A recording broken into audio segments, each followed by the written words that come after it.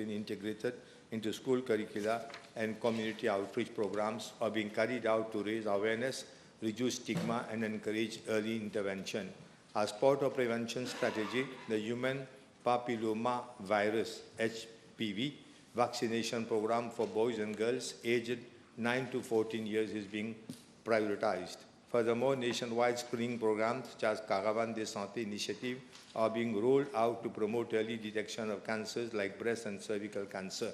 Health professionals are conducting regular mammography sessions and clinical examinations to ensure that cancers are identified at an early stage, leading to better treatment outcomes. My ministry has also taken significant steps to improve palliative and psychosocial care, including mental health counseling for cancer patients. In addition to hospital-based palliative care, home-based care models are being envisaged with the aim to alleviate the burden on hospitals and provide patients with comfort of receiving care at home. This integrated approach reflects the government's commitment to providing comprehensive cancer care, from prevention and early detection to treatment and support, ensuring that every individual has access to high-quality care throughout their cancer journey. Mr. Deputy Speaker, sir, with regard to Part B of the question, I'm informed that according to National Cancer Registry Report 2023, cancer accounted for 13.1% of all deaths in the Republic of Mauritius. With regard to Part C of the question, I'm informed that the 5 most common cancer sites in Mauritius for men are prostate, colorectal, lung, mouth, and pharynx, and stomach. I'm further informed that for women, the 5 most common cancer sites are breast, colorectal, corpus uteri, ovary, and cervix uteri. Thank you, Mr. Deputy Speaker, sir. Thank the Honourable Minister for his answer. Well, we are not doctors. May I ask the Honourable Minister whether his ministry is planning to implement over advanced diagnostic for cancer, like using AI or molecular diagnostic, advanced? Mr. Deputy Speaker, sir, we have just started, and I can assure the Honourable Member that everything is being done to make use of the most modern, sophisticated equipments which may be available outside Mauritius. Just a last supplementary. Is there any statistics on the survival rate for cancer patients in our Republic? Survival rate? I don't have that information with me right now. Honourable First Member for Port Vino and Mont Island. Thank you, Mr. Deputy Speaker, sir. Beef 150. Mr. Deputy Speaker, sir, I would like to thank the Honourable First Member for Portrice North and Mont Island for this question. I wish to inform the House that presently there are 64 public schools in Mauritius that provide facilities to some 225 children with autism. With regard to Part A of the question, I'm informed that the 225 children with autism who attend these 64 public schools are between the age of 5 years to 20 years old. Mr. Deputy Speaker, sir, as regard to Part B of the question, I'm informed that the logistic supports that are being provided to children with special needs, including children with autism, are as follows.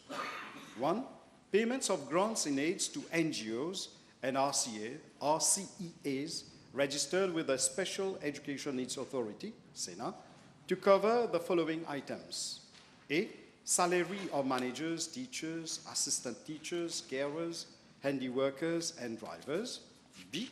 Per capita expenditure, which include basic grant, teaching aids, and other school requirements, utilities, furniture, and equipment for specialist support services. C. Hot meals. And D. Special support services, occupational, speech, and physiotherapists on sessional basis. 2. Transport facilities for the pickup and drop-off of the children are provided by my ministry, free of charge for those attending the SENRDCs. Children attending the SENIU are given free bus pass to attend schools. A refund of bus fares is also provided by the Ministry of Social Integration, social security, and national solidarity to parents who accompany their children to specialized schools, integrated units, and mainstream schools. 3, provision of occupational, speech, and physiotherapy services to children who attend the SENIU, SENRDC, primary and secondary schools. 4, provision of ICT classes and the Sankoré program. 5th, children with severe autism and orthopedic impairments are entitled to 100% excise duty concession on motor vehicle by the Ministry of Social Integration, Social Security, and National Solidarity. Mr. Deputy Speaker, sir, allow me to pay tribute to one and all who are daily involved in looking after our children with autism, be it at home or at school. With your permission, I am tabling details of the specialized institutions, NGOs, SENRDC, SENIU, and RCEA catering for children with autism in Mauritius. As regards children with autism who attend public primary and secondary schools, they are accommodated in the mainstream inclusive setup and are provided with the services of assistant teachers and carers for their daily learning support and living skills, respectively. Thank you. Yes. Thank you, Mr. Deputy Speaker, sir. Will the Honourable Minister state the current protocols and frameworks in place for the assessment and diagnosis of learners with autism spectrum disorder, ASD in Mauritius, including the role of educational and paramedical professionals in the process? Thank you. Mr. Deputy Speaker, sir, I will come with an elaborate answer for this particular question. Thank you. Yes, Honourable Laure. Mr. Speaker, as the Minister is aware, for this type of school, we have also private school. Either Minister indicates the House is the same logistic and control and facilities being given by his ministry to those private schools. Definitely, Mr. Deputy Speaker, sir, the same provision because we treat all our children on the same footing. Honourable members, before we proceed, I've been informed by the acting clerk that there has been a misunderstanding regarding the withdrawal of the question of Honourable Rookney. So the question is back on the roll, if I may speak. Honourable second member for Belrose and Cadbourne. Je vous remercie, Monsieur le Vice-président. B 151.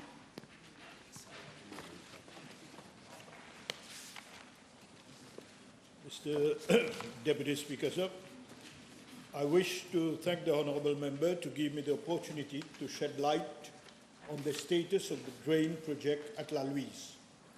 The region of La Louise has often been subjected to flooding in the past years and has been declared as a high-risk flood-prone area by the Land Drainage Authority.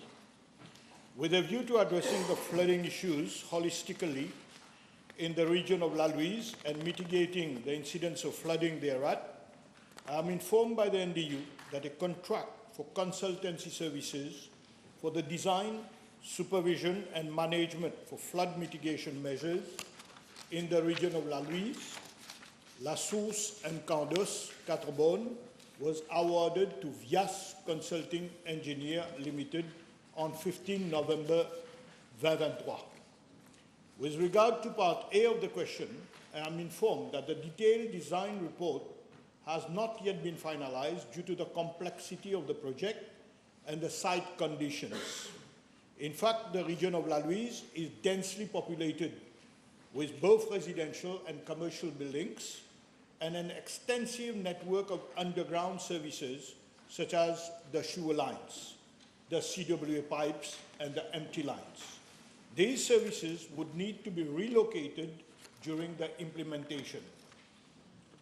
Mr. Deputy Speaker, sir, I'm informed that the consultant has highlighted the absence of a nearby outlet at La Louise, which would result in the construction of a drain network over a longer stretch with a discharge point at River Rampart in order to mitigate the flooding problem thereat. Moreover, Vyas Consulting Engineers Limited has also conveyed that there is no room for upgrading works on the existing water course, namely Canal Nelan, which is under capacity and is obstructed with construction of around 200 houses. Canal Nelan passes through several private premises and there is no visibility on its structure. Mr. Deputy Speaker, sir, I am further informed that the consultant is working on a master plan for the whole region, which, amongst others, would require the construction of 10 kilometers of drain. The whole project is expected to cost some 5.6 billion rupees. However, the consultant has proposed the implementation of the critical part along La Louise, comprising the construction of 2 kilometers of drains along Lal Bahadur Shastri Street, Candos Road, Nehru Road, and Phoenix Beauchamps Road, up to the outlet at River Rampart, which would also include the construction of drain of 11 meters deep at some locations over a length of 300 meters. This is expected to cost some 1.3 billion. Mr. Deputy Speaker, sir, due to the high risk and cost of the project, it is warranted that a geotechnical investigation be carried out with exploratory works to finalize the detailed design report with a view to, first, confirming the feasibility of the project, second, validating the methodology for excavation, and third, identifying the buried services and the soil strata. I am informed that the draft bidding document for the geotechnical investigation and exploratory works is being prepared, and the report is expected by the end of August 2025. Thereafter, the detailed design report is expected to be finalized by mid of October 2025. Mr. Deputy Speaker, sir, with regard to Part B of the question, I am not in a position to confirm the dates for the implementation of the project at this point in time, as we shall await the finalization of the detailed design report in the first instance. However, I wish to inform the Honourable Member that I have requested the NDU to closely monitor the situation and expedite matter for an early implementation. Je vous remercie, Monsieur le Vice-président. Ce problème d'inondation perdure depuis plus de 10 ans dans la région de la Louise. Could the Minister inform the House what interim measures, if any, have been put in place to mitigate flooding in the area of La Louise? Thank you. Mr. Deputy Speaker, sir, so far, unfortunately, no mitigating measures, short-term, have been implemented. However, regarding the situation and the complexity of the work and the cost implication, what we are proposing is that we can propose some short-term temporary measures depending on the geotechnical investigation that will be carried out. And the short-term temporary measures will include the construction of an absorption drain and gravity drain up to a quarry in La Source. There is a quarry in La Source. We can consider the possibility of short-term absorption drain and gravity drain. The temporary and short-term measures, we must understand, it will not solve the problem. It will solve it around 50%. And water accumulation flood will still occur, but to a lower level. And these short-term measures, if we implement it, will cost 500 million rupees as temporary measures. Please, another one, the last one, please.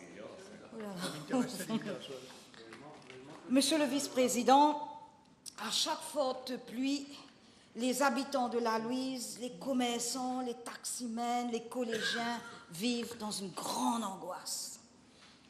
Face à cette détresse grandissante, est-ce que le ministre accepterait-il de se rendre sur place afin de constater l'ampleur du problème aux côtés des habitants. Et s'il vous plaît, merci. Mr. Deputy Speaker, sir, obviously I will have no objection. I will be more glad than to have a site visit together with the members of the constituency. Don't forget me as well. Equally the Deputy Speaker. I will have no objection to have a site visit. But we must understand, as I said it, the cost of the whole project is high, 5.6 billion. And when we are talking about the outlet, unfortunately there is no outlet. The outlet will be at Bossons. This is what we call River Rampart. So the drain will have to start from La Louise to go over a stretch of nearly 10 kilometers, as I say. So I will be happy to come for a site visit and we can explain to the people there. Your second question or second member for Belrose, B15. Is that so? No, we go to B152, which is back on the road. B152, Mr. Speaker. Monsieur le Président, j'ai été informé de l'état déplorable de nos routes mentionnées par l'honorable membre à Triolet et à Baie du Tombeau. Il convient de souligner que le revêtement temporaire d'un tronçon de 620 mètres a déjà été réalisé au chemin Macadam à Baie du Tombeau. Pour la partie A et B de la question, la CWA m'a informé que le coût estimé pour la réintégration permanente du chemin va coûter environ 2 millions de roupies et que la durée des travaux sera d'environ 2 semaines. Quant à la route de Triolet, d'une longueur d'environ 900 mètres, j'ai été informé que la ADA procédera à sa réfection permanente pour un coût estimé à 7 millions de roupies. Les travaux ont débuté le 17 mars 2025 et devraient s'achever le 31 mars 2025. Monsieur le Président, j'ai été informé que la CWA avait lancé un appel d'offres pour la réfection permanente de plusieurs routes dans le Nord. Cependant, je dois préciser que l'appel d'offres ne peut pas être attribué. La CWA n'ayant pas respecté le management de la CWA, je vais dire avant les élections, n'ayant pas respecté les procédures de passation du marché public dans la gestion de ce projet. C'est avec consternation que j'ai appris de la direction de la CWA, enfin de ce qu'il reste, comment les projets de remplacement des tuyaux ont été mis en œuvre à la CWA. Le budget 2024-2025 prévoit une dotation d'une valeur d'1 milliard de roupies sur 3 exercices financiers pour financer des travaux de remplacement des tuyaux de la CWA de 1 km à 3 km. Et ça s'applique pour toutes les régions du pays. Donc, l'entrepreneur, ce PME éventuel, a à entreprendre les travaux suivants. Donc, l'approvisionnement en tuyaux et raccords, des pipes and fittings, dans ce projet, l'attribution des contrats à des petites et moyennes entreprises, donc la CWA qui donne, et la remise en état de la route, de ce que l'honorable membre parle ici. Cependant, au lieu d'étaler cette dotation d'1 milliard de roupies sur 3 exercices financiers comme prévu dans le budget 2024-2025, je suis informé que la CWA a émis en 2024, l'année dernière, des contrats d'une valeur supérieure à 1,5 milliard de roupies pour le projet. Ce qui est contraire aux dispositions de la loi sur le marché public. Il va sans dire, Monsieur le Président, que des centaines de millions de roupies de contrats ont été alloués juste à la veille des dernières élections générales. Donc, en 2 mois, 1 mois des élections générales, des millions de roupies de contrats ont été alloués sur papier sans qu'on respecte ce barème d'1 milliard de roupies. Donc, dans l'état actuel des choses, l'appel d'offres, Monsieur le Président, Monsieur le député, lancé par la CWA pour refaire le revêtement de ce que vous voulez, d'un certain nombre de routes dans le Nord, dont votre question, ne pourra pas être attribué en raison de l'irrégularité subventionnée. Mon ministère devra maintenant s'adresser au ministère des Finances pour demander une augmentation du montant du projet et obtenir l'approbation du gouvernement pour un montant revisé dorénavant de 1,595 milliard de roupies, qui a été déjà alloué. Les contrats sont sortis, conformément aux procédures applicables au projet d'investissement. Ce n'est qu'à ce moment-là que l'appel d'offres pour la remise en état de la route pourra être attribué et que les paiements en attente, je dis bien que les paiements en attente aux fournisseurs et aux petites et moyennes entreprises pourront être effectués.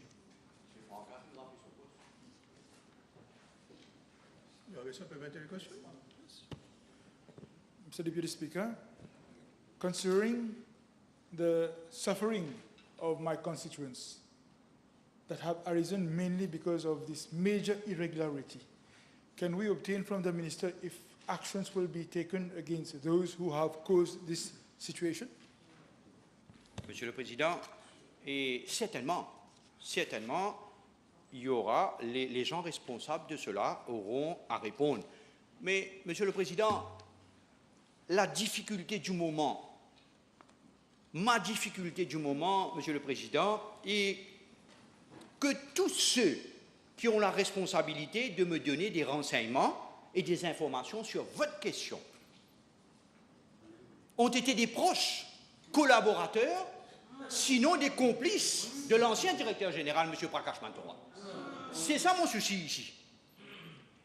Et ces mêmes personnes aujourd'hui, ces officiers, j'ai les noms, 7 officiers en particulier, et les grades, ont été impliqués ou ont été partie prenante dans diverses décisions et pratiques de ce qu'on parle aujourd'hui, sautant d'1 milliard de roupies pour arriver à 1,595 milliard de roupies, sans passer par des appels d'offres. Vous savez, c'est très important de faire comprendre que ce qui s'est passé dans le temps, il y avait ce projet de 700 millions de roupies de Pipe Replacement Programme que je parle à chaque fois et qui est entre les mains de la Financial Crime Commission à l'heure où je vous parle. Ce qui s'est passé, c'est que l'ancien directeur général donnait des instructions, pas écrites, verbales, donc des menaces. Ceci dit, il fallait à tout prix respecter ce seuil de 10 millions de roupies. De 10 millions de roupies pour chaque projet. Donc si nous avons 700 millions de roupies de projet, il va diviser en 70 projets, mon mathématique est bon, 70 projets de 10 millions de roupies pour pouvoir éviter le Central Procurement Board, éviter les appels d'offres et donner directement. C'est pour cette raison qu'on se retrouve aujourd'hui dans cette situation et il me faut aller demander une révision de ce barème au ministère des Finances, au gouvernement, pour que nous puissions compléter ce projet.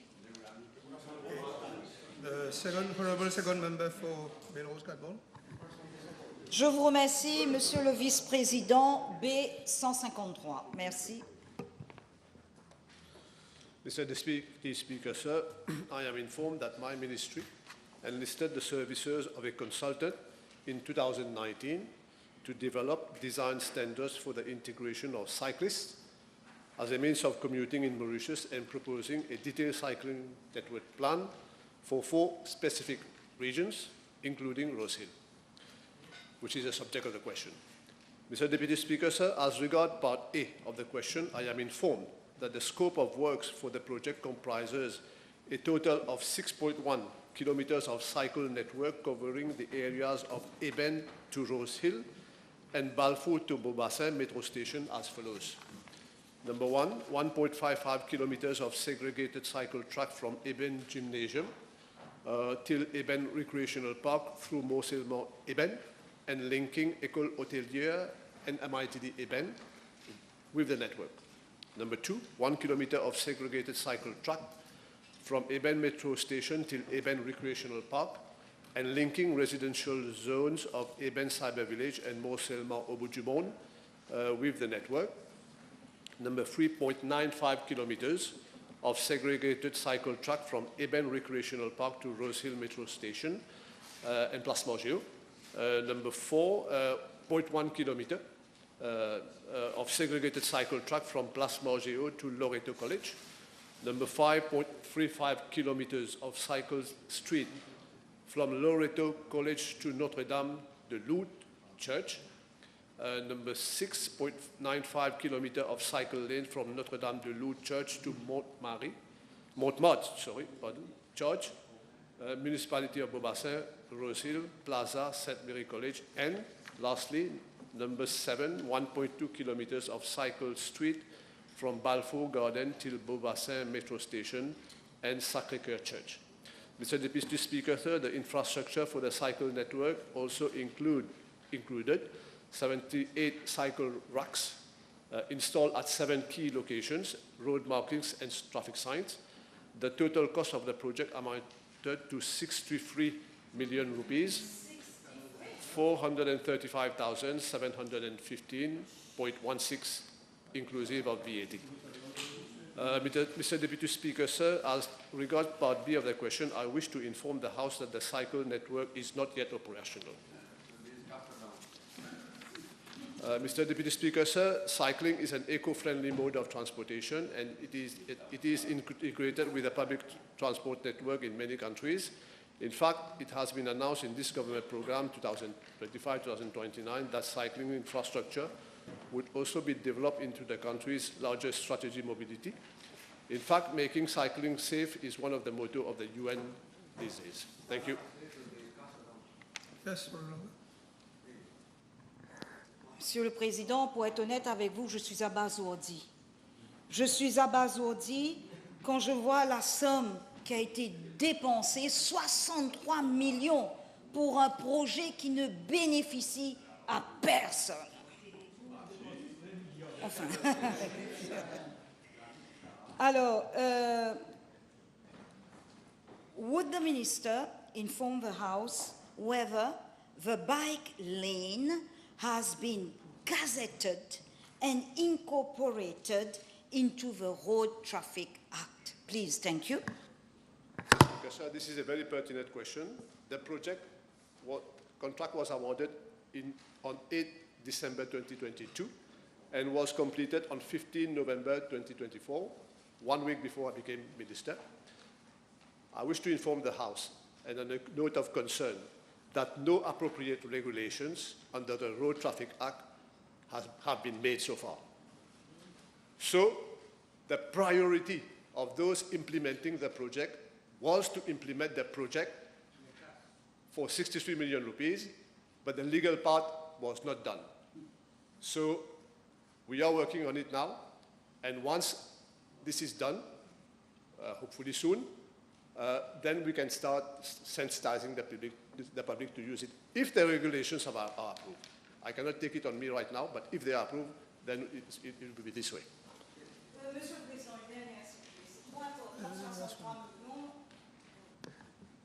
je vous remercie, Monsieur le Vice-président. Franchement, vous dire, c'est scandaleux. Scandaleux. Je voudrais, s'il vous plaît, déposer 2 photos. D'accord? Une première à l'Assemblée nationale, sur la table de l'Assemblée nationale, concernant ce fameux bike lane à Eben. OK? À peine 2 ans, et la peinture verte qui est déjà partie. Et ensuite, Rose Hill, derrière le collège Sainte-Mérise, 2 lanes.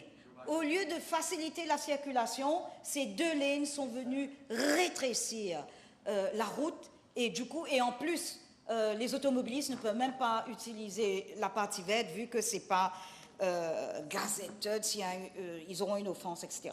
Alors, Monsieur le Vice-président, le ministre pourrait-il indiquer à la Chambre le coût de cette peinture verte? Ça m'intéresse, OK? Au mètre carré, ça m'intéresse.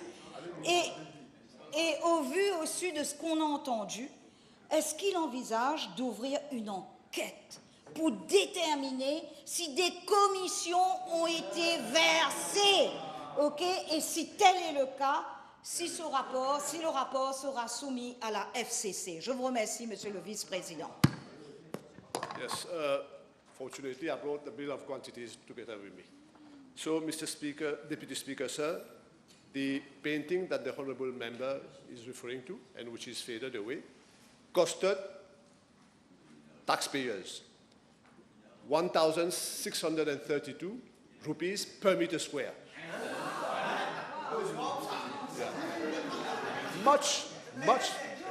much more Let's listen expensive. to the minister, please.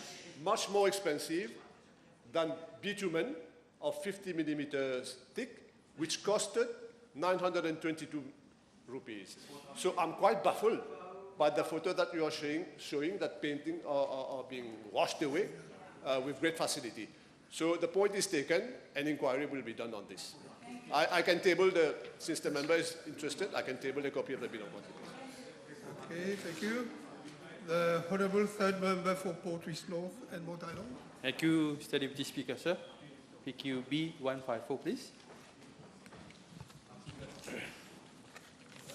Mr. Deputy Speaker, sir, I'm informed that the District Council of Pamplemousse had on 29 September 2023 appointed Vyas Consulting Engineer Limited as consultant for the new morcellement at Mamel Laure.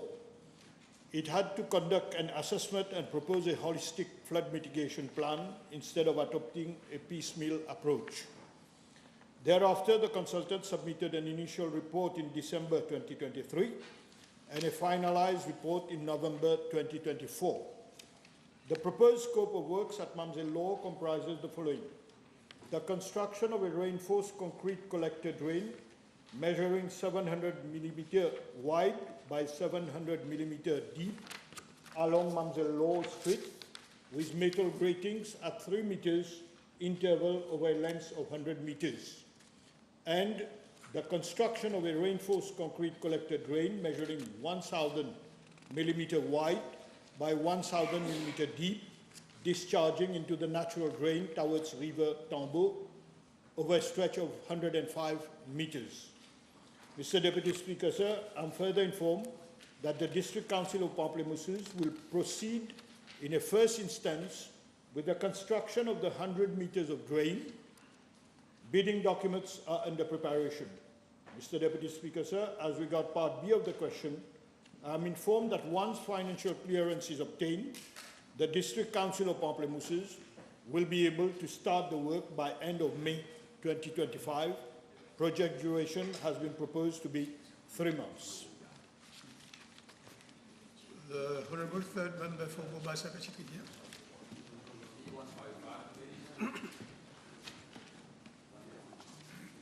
Deputy Speaker, sir, I wish to inform the House that the procedures adopted in the event of a cyclonic and torrential rains are spelled out in the National Disaster Scheme 2015. And my ministry is responsible for the opening and manning of evacuation centers during these events. Evacuation centers are open either when a cyclone warning clause 3 is issued by the Mauritius Meteorological Services or following a request from the National Emergency Operations Command, NEOC, in the event of torrential rain, flooding, or any other national disasters. Mr. Speaker, sir, I am informed that for cyclonic season 2024-2025, 166 evacuation centers have been finalized across the island. For the recent passage of the cyclone Garance, all the 166 evacuation centers have been supplied with basic necessities such as bottled water, biscuits, baked beans, and yoga mats. In addition, the new government has also included canned tuna in the latest food pack. All the evacuation centers fall under the purview of the Ministry of Gender, Equality and Family Welfare and the local authorities. Before finalizing the list, an assessment of each of these centers is carried out by my ministry in collaboration with the appropriate stakeholders to ensure their suitability to be used as evacuation centers. My ministry employs on needs and ad hoc basis 3 officers, namely a supervisor, an assistant supervisor, and a caretaker to operate each of the evacuation centers. The list of evacuation centers, together with the list of staffing, are updated yearly prior to the start of cyclonic season. The present list was established under the previous government. After the present cyclonic season, this list might be reviewed. In the public interest, I'm tabling in the National Assembly the full list of evacuee centers for the benefit of the public. Mr. Deputy Speaker, sir, with regard to Part A of the question, though evacuee centers are not classified constituency-wise, I am nevertheless informed that there are 8 evacuee centers in constituency number 20, Beaubassin and Petite Rivière, namely Montroche Social Welfare Center, Barclay Community Center, Colonel Mangor Community Center, Coromandel Community Center, Petite Rivière Social Welfare Center, Albion Community Center, Gros Caillou Community Center, and 8 Canot Community Center. Mr. Deputy Speaker, sir, with regard to Part B of the question, I am informed that arrangements for the transportation of refugees to these centers are made as and when required by the police through the NEOC to ensure safety during national disasters time. Thank you, Mr. Deputy Speaker, sir. Président, je remercie l'honorable ministre pour sa réponse. Dans la liste qui avait été circulée au niveau du public lors du passage du dernier cyclone, par rapport à la circonscription numéro 20, d'après cette liste, je n'ai constaté que 4 centres de refuge. Et là, l'honorable ministre parle de 8. Peut-être qu'il y a eu un malentendu quelque part. Je suis en train de dire que l'honorable ministre ne dit pas la vérité. Mais je pense qu'il y a eu probablement une erreur au niveau de la liste qui avait été circulée pour la circonscription numéro 20, où uniquement la partie rurale, je parle de Canode, Gros Caillou, Petite Rivière et Albion, au niveau de cette partie de la circonscription, uniquement, il y avait des centres de refuge. Donc l'honorable ministre conviendra qu'il faudrait, je pense, quand on circule une liste, qu'on s'assure effectivement que ce soit la bonne liste avec tous les centres qui englobent toute la circonscription. Je vous remercie, Monsieur le Président. Thank you.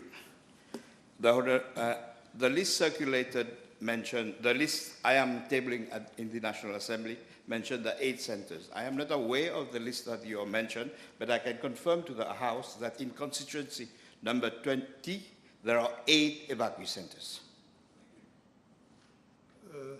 Honorable Third Member for Populous.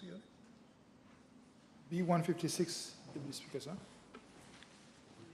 Mr. Deputy Speaker, sir, upon receipt of an alleged case of medical negligence within the public health institutions, my ministry initiates the necessary action to refer the case to Medical Council of Mauritius for an in-depth investigation.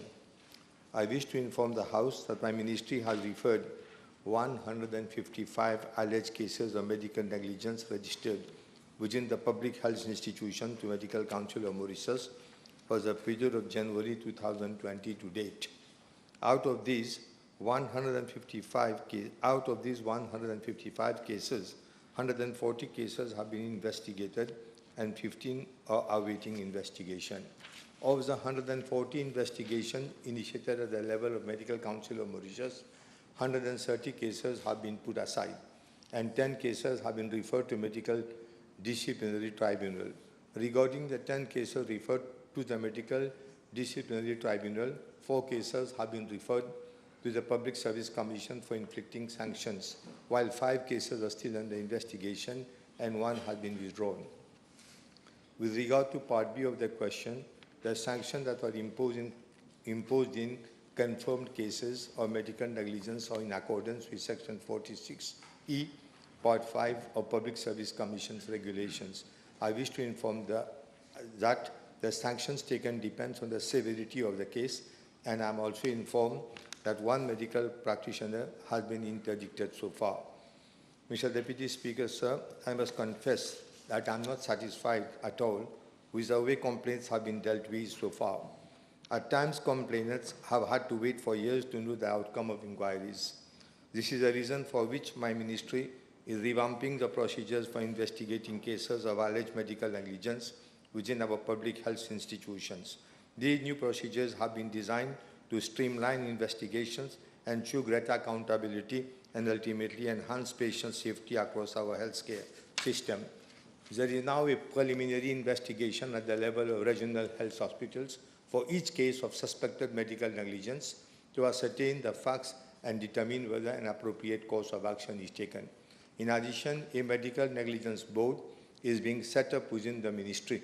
The medical negligence board may call any officer concerned and the complainant or complainants for further explanations if required, and eventually submit a report to the acting senior chief executive of my ministry with its recommendations for further actions. Moreover, the implementation of clinical auditing is being planned with the setting up of a clinical audit committee in each specialty chaired by the relevant consultant in charge. The committee will identify key areas for auditing, collect and analyze relevant data, and compare the findings against established clinical guidelines and best practices. The ministry has also introduced a weekly mortality meeting, which is chaired by the regional health director in each hospital. These meetings involve relevant consultants and are dedicated to scrutinize all deaths within the hospital. The primary aim is to identify any preventable causes and ensure that there are no lapses in care. To complement these measures, the Medical Council Act will also be amended to further streamline and expedite the procedures for dealing with cases of alleged medical negligence. This will ensure that investigations are conducted promptly and efficiently, allowing speedy actions where necessary. So, Deputy Speaker, sir, considering the fact that it has been taking quite some time for investigations to reach an end, is there any provision in the procedures to allow victims and families of victims to have information about where the investigations have reached? The Deputy Speaker says that is the reason I have mentioned I am not happy at all survey since were being conducted. That is the reason why we have instituted the different committees have been set up, and I can assure the honourable member this is being done in all transparency so that the complainant will come to know what is being done. He will be called as and when required. Yes, Honourable, you have a question? Thank you, Mr. Deputy Speaker. Honourable Minister, you mentioned there has been a withdrawal in a case at the level of this disciplinary committee. Can I know the reason of the withdrawal? Among the number of cases. There has been one withdrawal. Yeah. I'm told, which I have read, that the Medical Council itself has dropped the case because the case was not brought properly before the council. This is what impression was being given. They have not properly prepared the case. I'm having one last question on this. Yes. Thank you, Mr. Deputy Speaker. May I ask the Honourable Minister whether he will consider having retraining courses for those who are sanctioned repeatedly by the Medical Council at the level of his ministry? Thank you. I'll take note of these suggestions. The Honourable Third Member for Rosebel. Thank you, Mr. Deputy Speaker. PQ B157, please. Thank you. Mr. Deputy Speaker, sir, I would like to thank the Honourable Third Member for Vieux-Rampeau and Rosebel. To be brief, yes. In fact, the primary and secondary schools many of them, most of them, in a deplorable state. And also the physical infrastructure, the hygiene facilities are deplorable. And I wish to inform the House that there are currently 208 government primary schools and 63 state secondary schools. Most of the primary schools date back to some 50 to 70 years, while our secondary schools date back to some 15 to 20 years back. I have to add that my ministry has injected funds to the tune of some 775 million over the last 3 years in the maintenance and upgrading of our school infrastructure. Unfortunately, there has been only an ad hoc management of infrastructure over the recent years, where only nominal maintenance has been undertaken. In fact, no infrastructural audit of all buildings has been carried out, as yet to find out the state of the buildings in terms of structural stability and soundness. The ministry has embarked on a primary school renewal project, which was implemented over 3 phases. However, from records available, the program did not bring the intended outcome, and there is need to have an overall review in collaboration with the Ministry of National Infrastructure. Mr. Deputy Speaker, sir, based on the financial situation of the current financial year, and since most buildings date back to some 50 to 70 years, a few of them might require major upgrading or full revamping. Accordingly, I intend to propose a comprehensive consultancy for an audit of all civil and electrical works required, not only for classrooms, but also for other amenities. For example, washrooms, demonstration rooms in the next budget. The audit will also be extended to cater for the diminishing number of students joining the primary and secondary education sectors, so as to have a clearer picture of the actual space requirement. At the same time, one of the terms of reference of the audit would be to propose a segregated action plan ranging from short-term to long-term, extending to 5 years. During this mandate, I intend to ensure that at least 60 to 70% of the infrastructure is brought to acceptable norms, which would satisfy SDG 4, ensuring inclusive and equitable quality education and promoting lifelong learning opportunities for all. Mr. Deputy Speaker, sir, as regards hygienic facilities, it is noted that occupational safety and health officers posted at my ministry carry out regular site visits in all government primary schools and state secondary schools. It has been reported that there are serious hygienic shortcomings in some schools. However, the lacunas are looked into as and when the issues are reported. It is to be highlighted that my ministry has a contract. My ministry has a contract with Mori Facilities Limited for the daily cleaning of the school premises, including the cleaning of toilets. I am informed that there are 135 technicians responsible for the cleaning of toilets and 435 technicians for yard cleaning. However, numerous complaints have been received pertaining to service delivery. This is taken seriously by my ministry.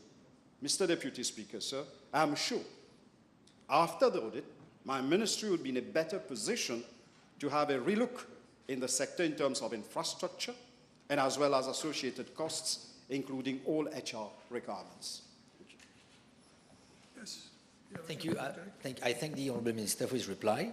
Could the Honourable Minister enlighten the House, obviously, in the light of the answers provided by himself, could he enlighten the House as to any concrete remedial measures, if any, taken by himself, by his ministry, since he assumed office, with a view to tackle, to mitigate those problems enumerated by himself? Thank you. Mr. Deputy Speaker, sir, yes, we have a lot of problems. When I joined this ministry, I went to cabinet, and fortunately my colleagues agreed to provide 75,000 rupees for primary and 100,000 rupees for secondary schools, for each, in order to mitigate, in the first instance, the shortcomings. But also, I wish to inform the House that with a view to ascertaining proper implementation of maintenance and upgrading of schools, visits have been carried out in at least some 15 primary and secondary schools, by myself and other colleague ministers, junior ministers, and backbenchers. And they reported the matter, and in some cases, we remedied the situation. Subsequent visits will be carried out in order to see to it that our kids benefit from the best infrastructure and hygiene facilities in primary and secondary schools. You have a question, Honorable Siban? Yes, brief. Direct question. Thank you, Mr. the Deputy Speaker, sir. Would the Honorable Minister also consider extending this exercise to the MITD educational institutions as well, being given that the students are meant to be treated equally, and some of those schools need urgent attention, in particular the one in Rosebell? Mr. Deputy Speaker, sir, yes, MITD institutions fall under the purview of Ministry of Education, and the kids who go to these institutions are our kids, and definitely we should look after them as well. Okay. The Honorable Third Member for Portino and Mount Island. Thank you, Mr. Deputy Speaker, sir. B158, please.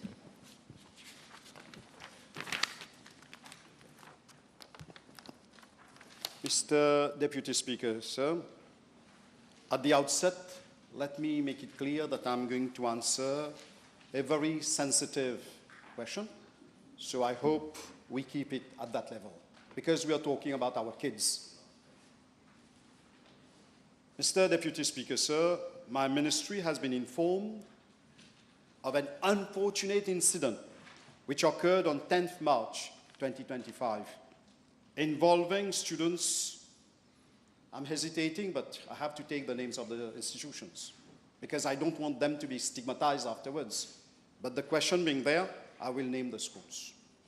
Involving students from Terre Rouge State Secondary School and Professor Hassan Rafa State Secondary School.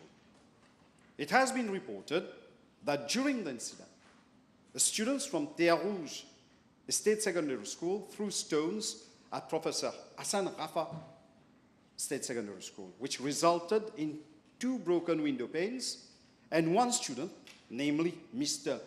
P.E., who sustained an injury under his right eye. The injured student was immediately given first aid and has since made a full recovery and returned to school. Police were called to the scene and conducted an inquiry, which is underway.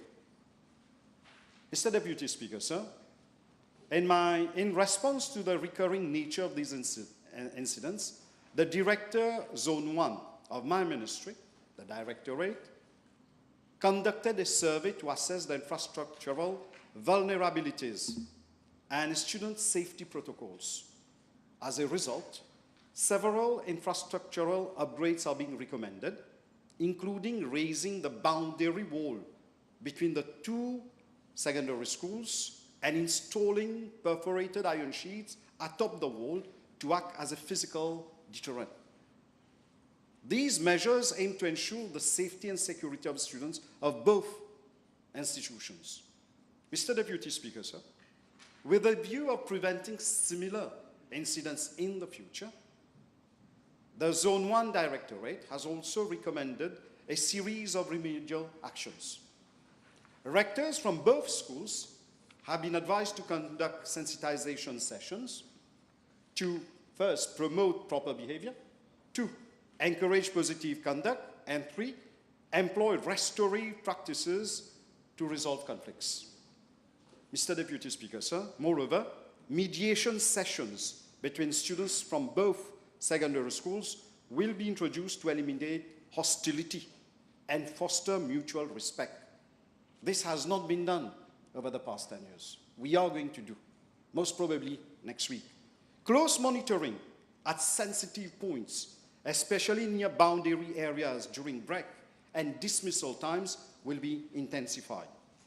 Mr. Deputy Speaker, sir, collaboration between these 2 schools will be reinforced through joint activities and discussions with the stakeholders, including the Child Development Unit and the Crime Prevention Unit, who will conduct awareness sessions on the legal consequences of vandalism and violent behavior. Regular workshops on conflict resolution, empathy building, and peer mediation will further strengthen positive student engagement. Mr. Deputy Speaker, sir, I also take this opportunity to clarify that my ministry has already taken a firm policy decision regarding Terre Rouge SSS. The school is being progressively phased out and will become an exclusively girls' school. The intake of boys has already ceased, and this transition is ongoing. In the spirit of good neighborhood relationships, I will personally ensure that a meeting is convened shortly to consolidate ties of friendship between these two neighboring institutions. The students will be sensitized to view this proximity as an opportunity for enrichment rather than conflict. They will be encouraged to leverage shared infrastructure, promote a culture of respect, and foster a sense of belonging. These schools exist not to be divided by hostility, but to thrive through collaboration and mutual growth. In the future, many joint projects can be developed to transform this shared space into a model of cooperation and unity. Thank you. The Honourable Second Member for Savannah.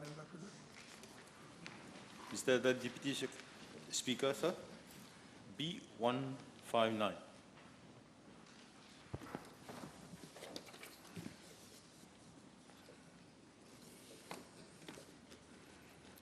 Thank you. I am informed that the plot of land situated at Martiniere Road, Suriname, was initially vested under the Ministry of Local Government on 14 December 1988 and subsequently allocated to the then District Council of Grand Port-Savan for the purpose of operating a waste disposal site. Mr. Deputy Speaker, sir, following the commissioning of the Morshico sanitary landfill in 1997, the dumping site at Morshico's Martiniere Road was officially closed. Since then, it has been utilized solely as a temporary dump site for the collection and removal of post-cyclonic green waste. This arrangement was made with the agreement of the Solid Waste Management Division of the Ministry of Environment, Solid Waste Management and Climate Change, which is responsible for transporting post-cyclonic waste from the temporary site to the landfill. In accordance with Section 59 of the Local Government Act 2011, as subsequently amended, first, the Permanent Secretary is mandated to formulate policies and strategies. And second, waste minimization and resource recovery. And B, storage, collection, conveyance, and disposal of waste. Second, the Permanent Secretary, in compliance with regulations established by the Minister, is responsible for A, the operation and management of disposal sites and waste management facilities, and B, control of private operators in the field of waste management sector. Mr. Deputy Speaker, sir, the Local Government Act 2011, as subsequently amended, outlines in Section 60 the responsibilities of local authorities with respect to waste management. Specifically, local authorities are required to, first, implement programs and establish mechanisms for waste minimization, storage, collection, and conveyance to designated waste disposal sites or waste management facilities. And second, ensure that waste is placed in appropriate storage receptacle for collection. And third, arrange for regular collection of waste within their jurisdiction and its transfer to disposal sites or waste management facilities as necessary. Following the reallocation of ministerial portfolio after the general election of 2014, the responsibility of solid waste management now falls under the Ministry of Environment, Solid Waste Management and Climate Change. Consequently, it is the responsibility of the Ministry to develop and implement the necessary regulations for the effective operation and management of waste disposal sites in accordance with national policies and environmental standards. Mr. Deputy Speaker, sir, it is important to highlight that on 13 November 2024, an annual cyclone preparedness meeting was convened at the Solid Waste Management Division of the Ministry of Environment, Solid Waste Management and Climate Change. The meeting was chaired by the Director of the Solid Waste Management Division and was attended by representatives from my ministry, local authorities and contractors appointed by the Solid Waste Management Division. The discussion focused on the following key issues. First, the use of former dump sites for the reception and temporary storage of cyclonic waste following cyclonic events. Second, the identification of new sites for temporary disposal of cyclonic waste. And third, the revision and updating of contingency plans for the management of cyclonic waste. During the meeting, each local authority provided update on their respective temporary dump sites. The District Council of Savane, in particular, reported that a plot of land at Martinier Road had been identified as its temporary dump site.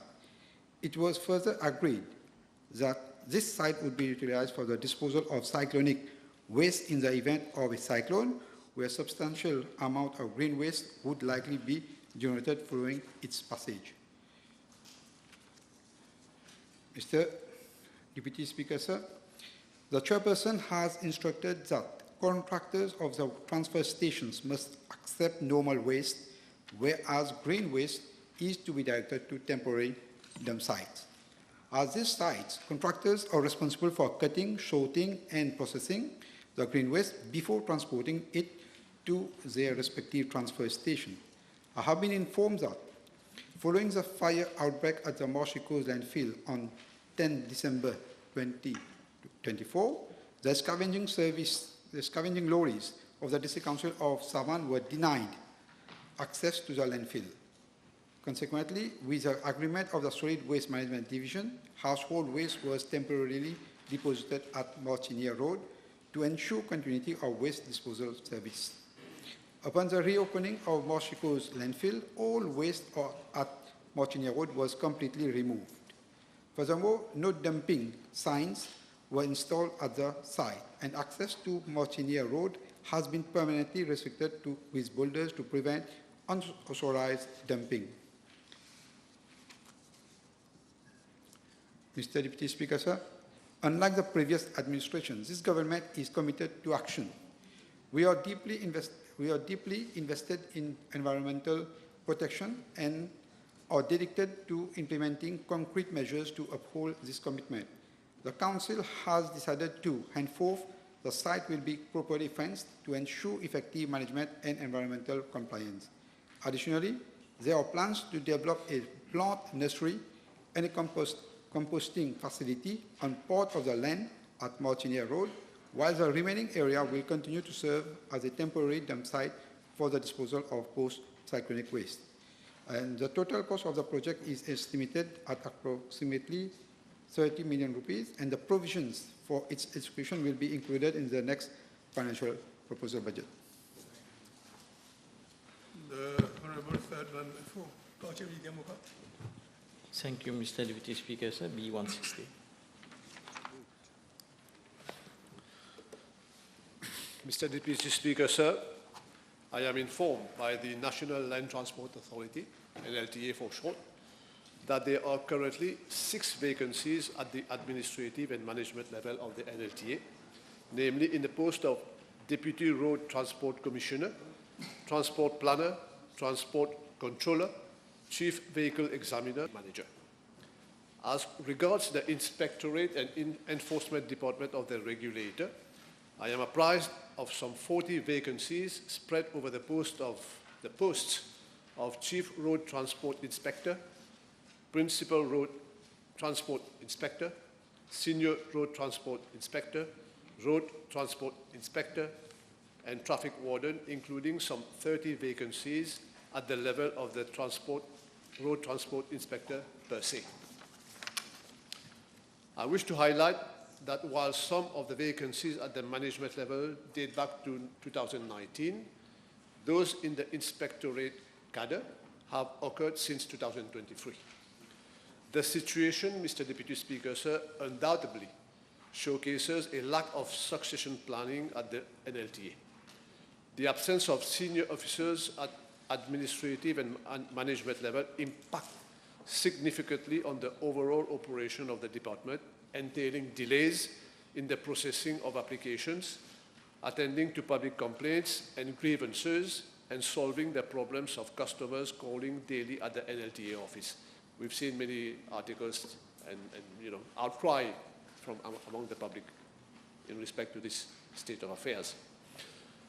The state of affairs resulting in the lack of inspectors is even more severe and is reflected every day in the numerous complaints received from the travelling public in respect of the poor level of service being provided by bus operators along most of the routes throughout the island.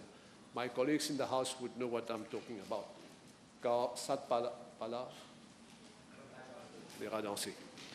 The bus operators are taking advantage of the absence of inspectors to either not observe their established timetable of operation or even not to operate their buses while claiming the full amount of their fee travel compensation and other subsidies, which I remind the House amount to some 2.5 billion rupees per year. With regard to Part B of the question, Mr. Deputy Speaker, sir, I'm informed that all vacancies have already been reported to the Public Service Commission, and same will be filled as and when decided by the latter, and subject to funds being made available as well. Moreover, what is more surprising is that since 2023, nothing has been done in respect of the post of road transport inspectors.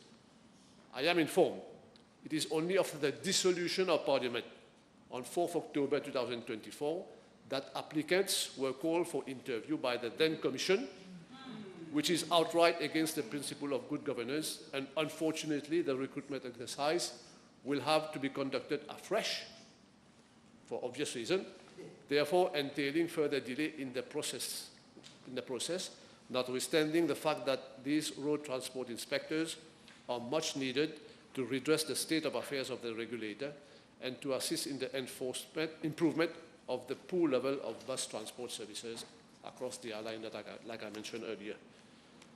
Now, nevertheless, my ministry will ensure close follow-up for the filling of the aforementioned vacancies within the best possible delay. Mr.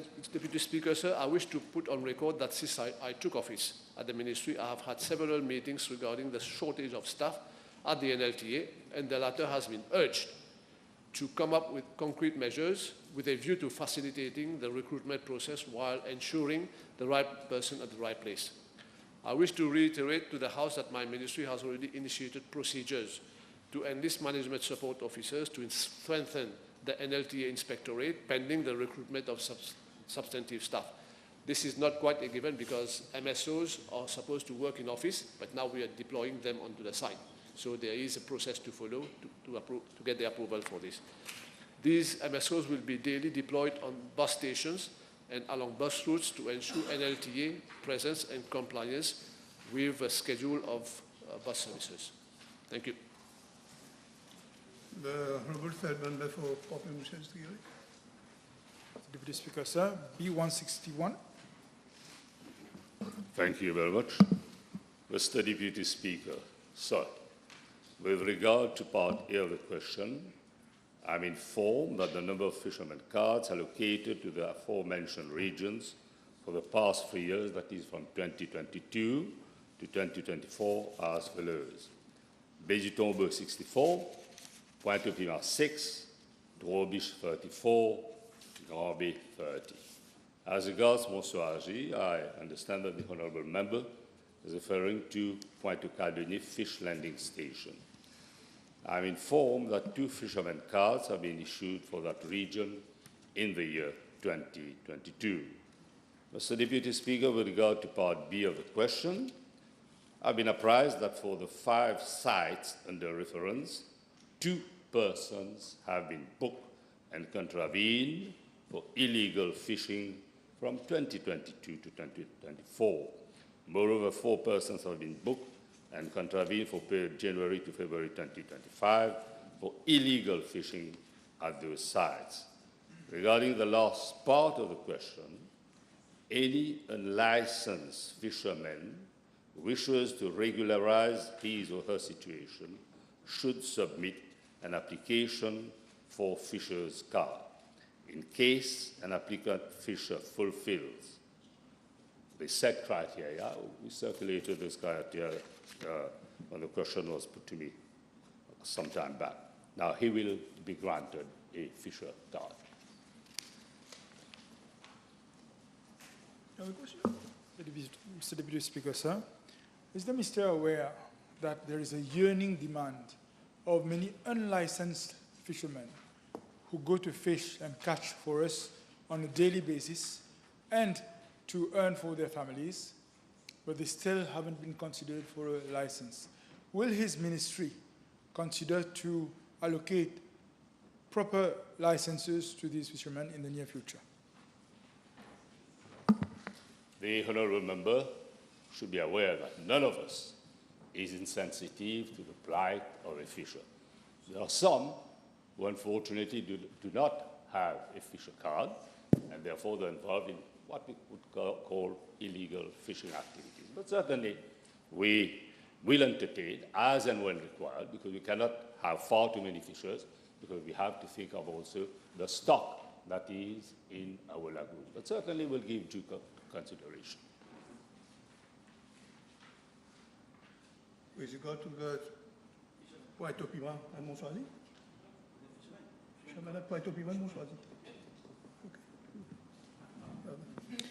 As the Minister aware that these cards has been delivered at the eve of the last general election without any control and good vetting, will the Minister ensure the House that the future cards that will be delivered will have a better vetting, and also after issuing this card, if regular verification will be done to ensure that real fishermen are having their cards? Thank you. This exercise has been carried out, but of course, you know, as a responsible government, we are not going to disrupt the system violently. Those who are deserving cases, certainly those cases will be entertained, but in relation to those who have obtained fisher's card against, you know, set criteria, certainly appropriate action will be taken.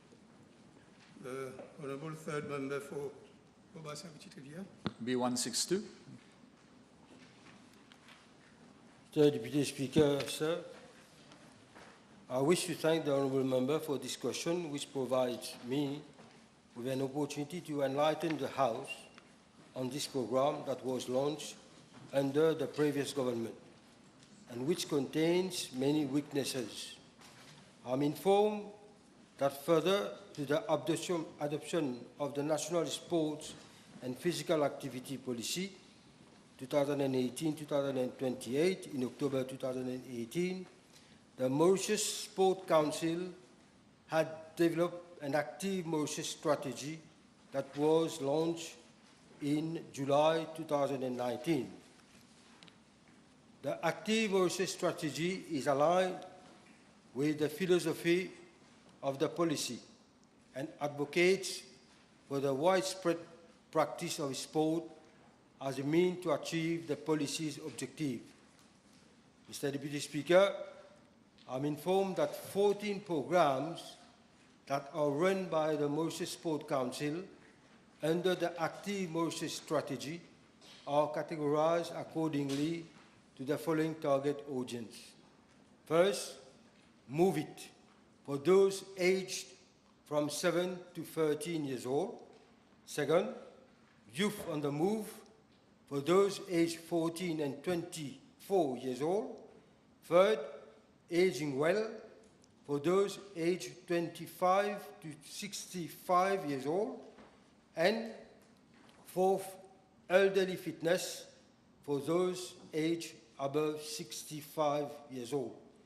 Mr. Deputy Speaker, as regard to part A of the question, I'm informed by the Mauritius Sport Council that the amount of funds allocated in favor of active Mauritius on yearly basis is as follows. For financial year 2018 and 19, 38 million rupees.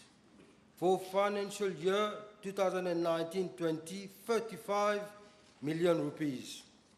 For financial year 2020-21, 36 million rupees. For financial year 2021-22, 47 million rupees. For financial year 222-223, 47 million rupees. For financial year 23-24, 65 million rupees. For financial year 2024-25, 64 million rupees. In view of the substantial amounts allocated to the Mauritius Sport Council over the past years, I have some serious concern about the running of these programs. I have already instructed the new board to carry out an evaluation, therefore, and my permanent secretary to cause a full-scale inquiry to be carried out. Mr. Deputy Speaker, sir, as regards part B of the question, I'm informed by the Mauritius Sport Council that the coaches who deliver the programs of Active Mauritius are not employed on a region-wise basis. The number of coaches employed, the detail of their respective discipline and allowances are being compiled by the Mauritius Sport Council.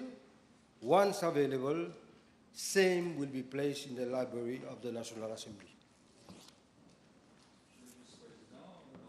Le sport, dans sa réponse, a fait état des faiblesses par rapport à ce programme.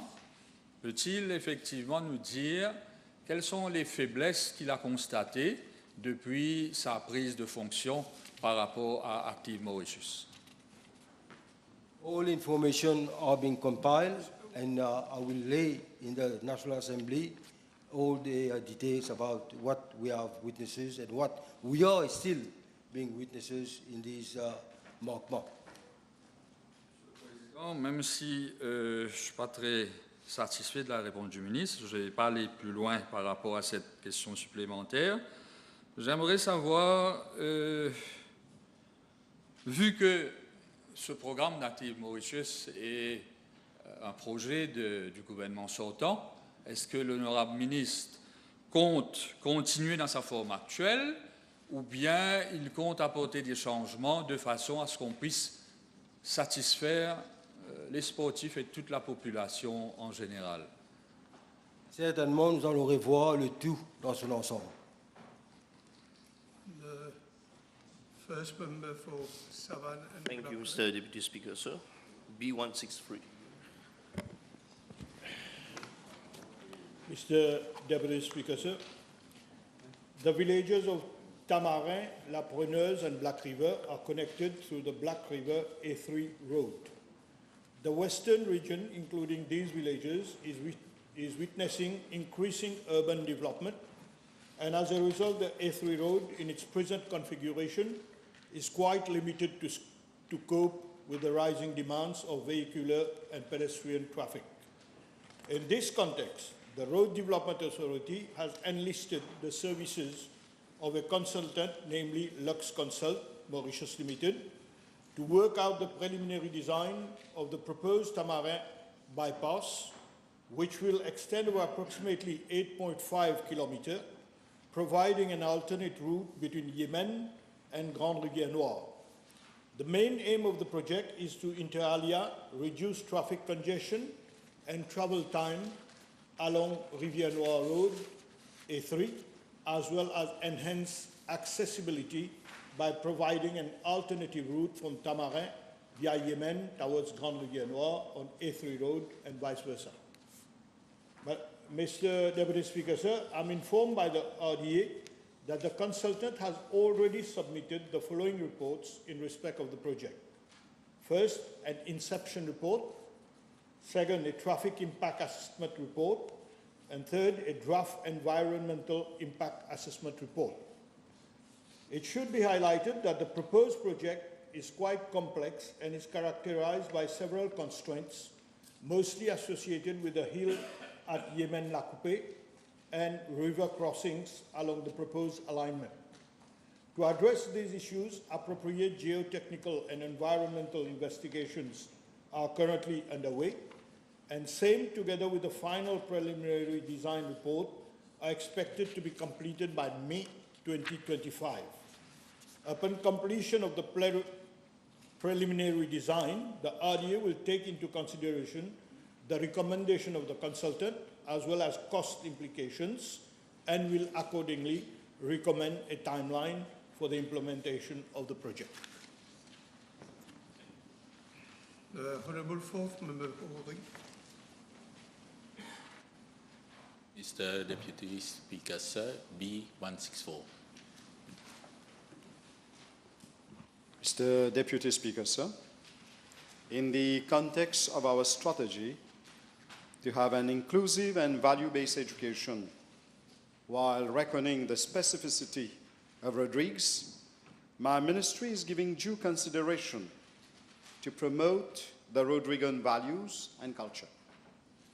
In fact, in the primary school textbooks of history and geography, Creole Mauritian, English and French of different grades, several topics on Rodrigues are covered.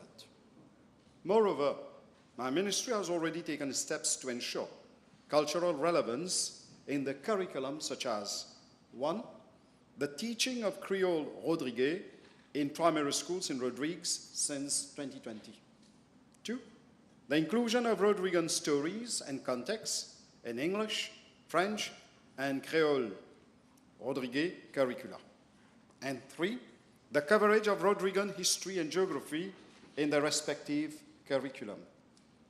Mr. Deputy Speaker, sir, moreover, as the House is aware, my ministry will hold the Assises de l'Éducation in April 25, wherein the representatives of the Rodrigues Regional Assembly will also be invited to participate. As Honourable François, second member for Rodrigues, has informed the House on 4th March 2025, Rodrigues is seeking an educational reform and model that align and adapt with its socio-economic realities.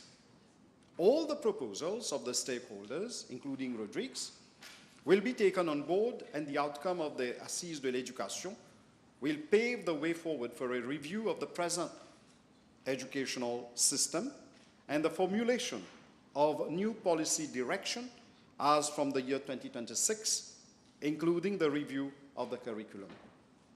Mr. Deputy Speaker, sir, I will soon set up the National Curriculum Advisory Board, which will inter alia advise my ministry on a national policy for the development of the school curriculum with regard to the overall economic, social, and cultural context of the country, including Rodrigues. Besides, Mr. Deputy Speaker, sir, my ministry will also set up the National Education Council in order to inter alia review the implementation of plans, policies, strategies, programs, and projects for the provision of education in Rodrigues. A representative from the Rodrigues and Outer Islands Division will also be nominated on the council in order to take on board the proposals of the stakeholders in Rodrigues. Mr. Deputy Speaker, sir, I wish to reassure the House that we envision to further integrate elements of Rodriguan history, culture, tradition, and values in the school curriculum in Rodrigues. We would welcome any proposal from the Rodrigues Regional Assembly in this regard, such as the revisited curriculum meets the needs and aspirations of the people of Rodrigues. Thank you. The Honourable, you have a question? If you will allow me, excuse me for my voice, Mr. Deputy Speaker, sir, with the coming assizes, may I ask the Honourable Minister whether participative approach consultations have been or will be held with all stakeholders in Rodrigues, not only the Regional Assembly, with all stakeholders in Rodrigues? If so, when? Mr. Deputy Speaker, sir, it is being planned that prior to les Assises in Mauritius, which will be held on 15th, 16th, and 17th of April, a delegation from the Ministry of Education will go to Rodrigues and sit down with those involved in that, listen to them, so that that participation, that input is discussed during les assises de l'éducation.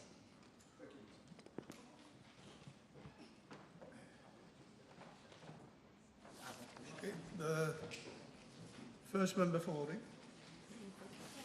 Mr. Deputy Speaker, sir. Question B165, please. Mr. Deputy Speaker, sir. With regards to part A of the question, I wish to draw the attention of the House that as per Section 4 of the Legal Aid and Legal Assistance Act, for a person to be eligible for legal aid in regards to civil or criminal proceedings, including a bail application or an appeal to the Supreme Court, he must not be worth more than 500,000 rupees, excluding his wearing apparel and tools of trade, and his total monthly earnings shall be less than 15,000 rupees. The same eligibility criteria apply to a detainee or an accused party, where the latter seeks legal assistance during a police inquiry or for bail applications. These ceilings were last looked at in the year 2018 and have not been reviewed, notwithstanding the increases to pensions and the basic wage over the last few years.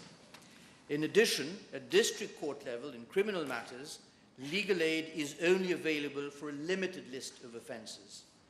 Mr. Deputy Speaker, sir, amendments will be brought in the coming weeks, sooner than later, to the Act, as already alluded to during my address to the House on the 2025-2029 programme. The amendments will focus on a rise of the ceilings so that these are more in line with what obtains in terms of revenue and ownership today, with particular attention to the accessibility of the service for citizens from economically disadvantaged backgrounds and vulnerable groups. Mr. Deputy Speaker, sir, with regards to Part B of the question, I wish to inform the House that, as the law currently stands, a person has to make an application to the court to obtain legal aid or legal assistance. What is, however, clear is that many citizens are not aware that they may be eligible to obtain legal aid or legal assistance in certain cases, civil or criminal. Indeed, the Act as it stands today lists in a schedule the various sections of the criminal law which would find application without actually saying what offences they relate to. So even if one reads the Act, it gives no adequate and proper indication to the citizen. To render justice accessible, this will have to be tackled by an appropriate amendment, so that a citizen would be able to see for himself for which offences he may apply for legal aid. There are also a number of offences which should have been listed in the Act, but which are not. We will review this too.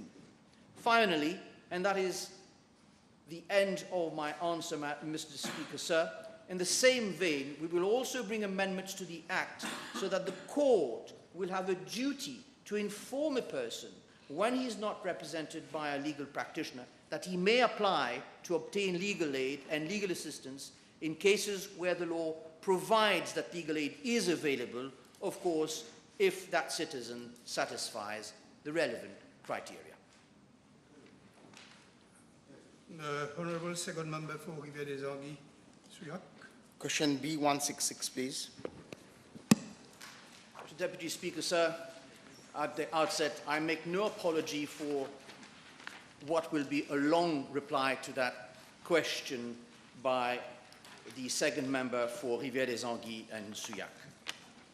Mr. Deputy Speaker, sir, allow me please first to say that this case is a prime example of how the rule of law could be subverted and weakened by government for want of proper legal guidance, of how our courts of justice were considered not so long ago, last year, as an inconvenience that could be bypassed by the powers that be.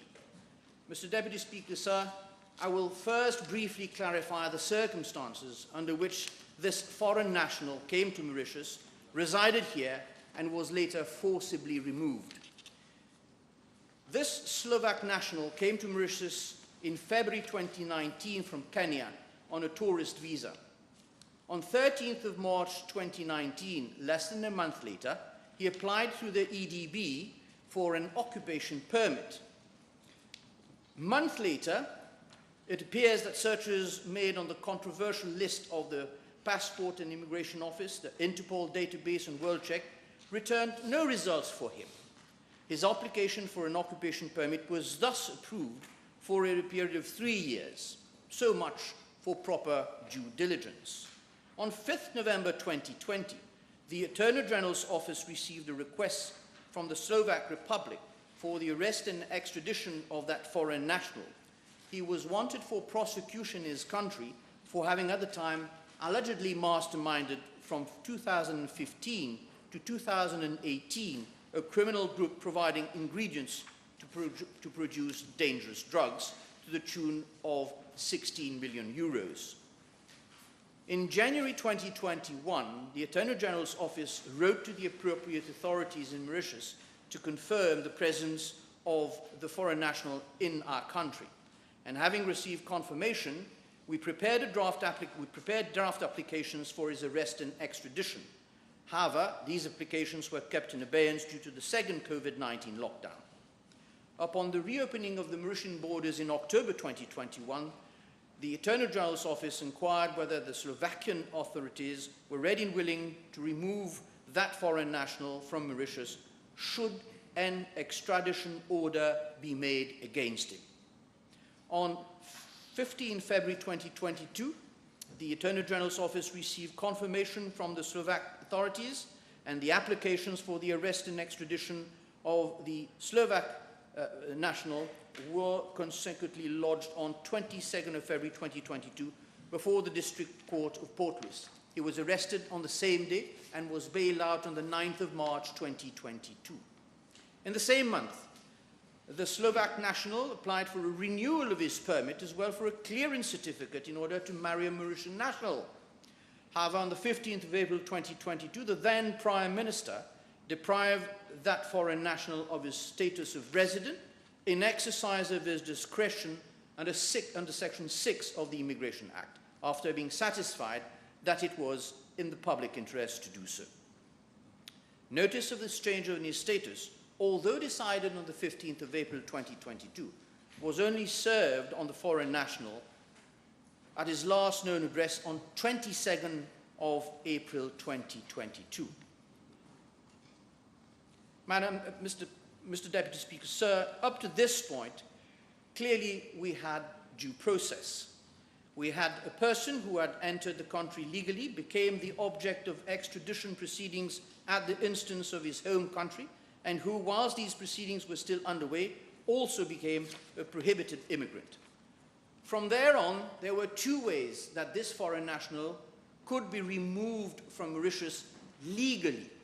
Either the court in the extradition proceedings reached the decision that it was to send him back to Slovakia for prosecution, or as a prohibited immigrant, he could be subject to a deportation order under that act.